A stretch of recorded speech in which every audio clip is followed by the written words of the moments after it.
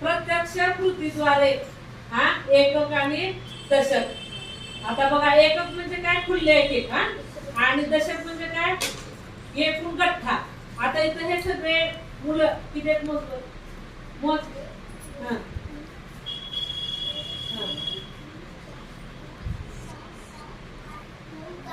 10.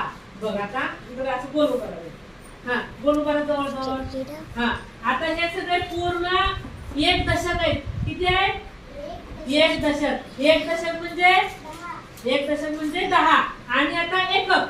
एकक म्हणजे काय वेगळे वेगळे हा जागा जमलं 1 2 3 4